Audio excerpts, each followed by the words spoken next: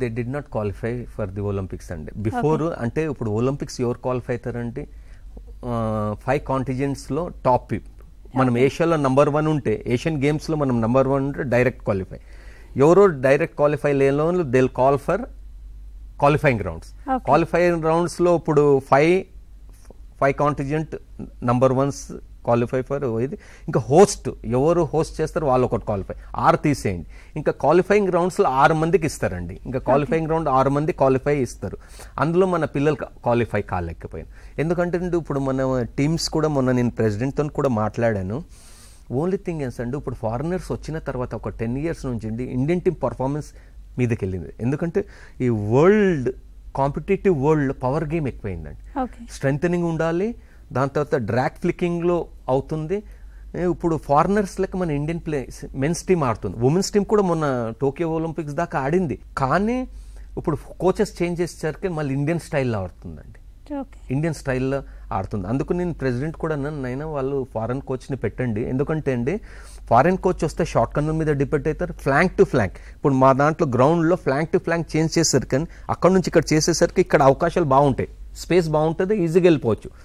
మన వాళ్ళు flank to flank change చేయకుండా స్లోగా చేంజ్ చేస్తే అందరు డిఫెన్స్ వచ్చి ప్యాక్ అయ్యేసరికి అండి ప్రాపర్గా వెళ్ళలేదు. మొన్న టోర్నమెంట్ చూసేసరికి నేను అన్న ఇండియన్ కోచ్ని ఎందుకు పెట్టినా ప్రెసిడెంట్ అన్న, ఆల్రెడీ హాలాండ్ కోచ్ ఉండేటప్పుడు దే ఆర్ పర్ఫార్మింగ్ చేస్తున్నారు. ఆమె ఆల్రెడీ ప్రూవ్ చేసింది ఒలింపిక్స్లో మనకి ఒక సెమీఫైనల్స్ ఒక మెడల్ పోయేది ఒక్క గోల్ వల్ల పోయింది అర్జెంటీనా అగెన్స్ట్. అట్లాంటిది నువ్వు ఎందుకు చేసినావు అంటే Mukesh secretary decision. Secretary is the judo player.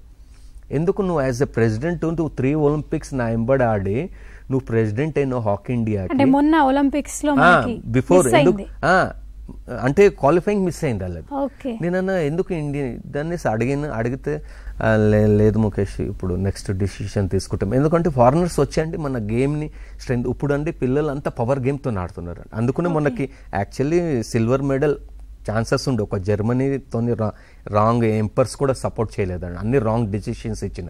3rd umpire కూడా అది రాంగ్. యాక్చువల్లీ స్ట్రోక్ జాగా షార్ట్ కర్నర్లు ఇచ్చిన. నేను ఒలింపిక్స్ అన్ని చూశాను తీసేస్తే. ఇందులో ఎట్లుంటుందండి యూరోపియన్స్ డామినేషన్ ఉంటుందండి, ఏషియన్స్ని రానియర్.